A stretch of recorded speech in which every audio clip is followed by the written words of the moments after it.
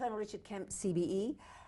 As somebody who was the commander of the British forces in Afghanistan, what do you think of yesterday's incident on the Marmara, part of the so-called Free Gaza Flotilla? Well, I think it's not the first time that we've seen organisations, either Hamas directly or organisations linked to Hamas or supporting Hamas, attempting to bring about violence against the Israeli security forces. And I wouldn't for a moment say that there were no difficulties on the part of the IDF in what happened. I think what we saw to an extent was a failure in intelligence, in understanding the threat that they were facing. And, you know, admittedly in hindsight, perhaps an inappropriate means of assaulting that ship. Now, it's a very hard operation to carry out. A taking on a ship and stopping a ship at sea is a very hard thing to do. But perhaps if they'd had better intelligence, better information about what was going to face on board ship, they might have done it in a different way. How but I don't think you can get it done differently. Well, I think perhaps they might have been able to be more aggressive, more offensive in their initial approach, which may have deterred or prevented the kind of attack that occurred against them. But you can't get away from the fact, in my opinion, that these soldiers who went down onto this ship, the violence that was caused and the deaths that were brought about as a result of the violence inflicted by the people that were on board ship, not the soldiers themselves.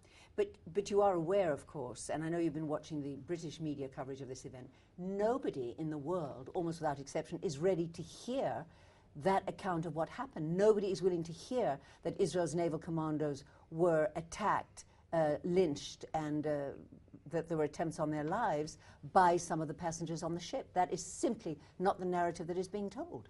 I think there's a lot of anti-Israeli propaganda that's being pushed out on the media waves in response to this incident. But I do think, from what I heard of media coverage, and I've been travelling quite extensively since this operation took place, there is quite a degree of sympathy for the soldiers themselves that took part in the operation among the West. And I think, you know, all you have to do is look at the film footage of the assault that took place to see that it was the soldiers, when they came down on the ship, that were the victims of this violence. Colonel, it seems to me that very often the Army, the military operation itself, doesn't fully take into account the fact that much of the battle is actually fought in the world media, in terms of world opinion. I think it's a very difficult thing for any military organisation to do, to put its message across. You have to bear so many different things in mind, one of which is the security of your operations. You can't reveal to the media everything you're doing, even after you've completed doing it. And of course, there are big dangers. By definition, military combat involves massive amount of danger.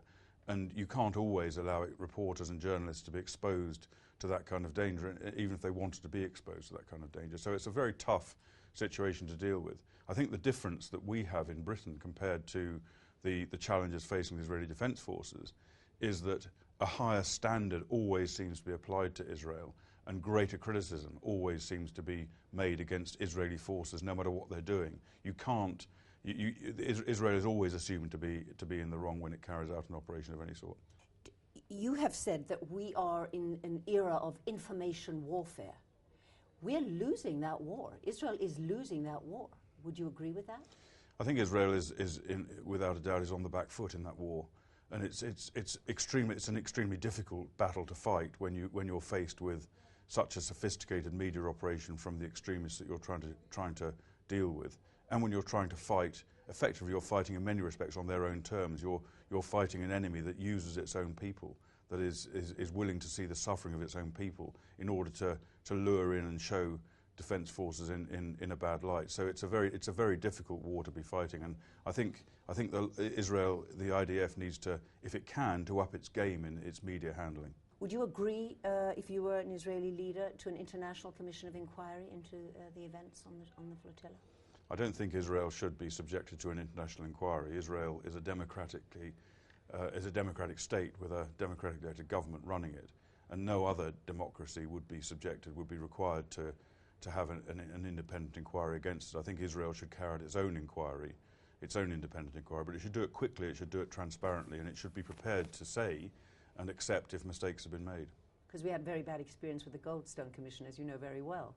I do, and you know, what we wouldn't want to see, what I certainly wouldn't want to see, is a rerun of a Goldstone type report.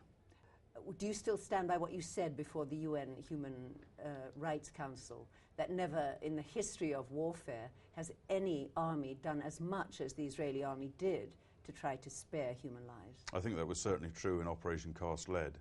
And I know also that our own forces, NATO forces in Afghanistan, have learnt from some of the things that Israel did in Operation Cast Lead. And for example, on Operation Moshtarak, a recent NATO operation in Afghanistan, some of the techniques that were used by the Israeli Defense Forces to warn the civilian population about impending operation and to give the Taliban the opportunity to withdraw rather than fight a battle among the people were adopted by NATO forces. Thank you very much indeed, sir. Thank you.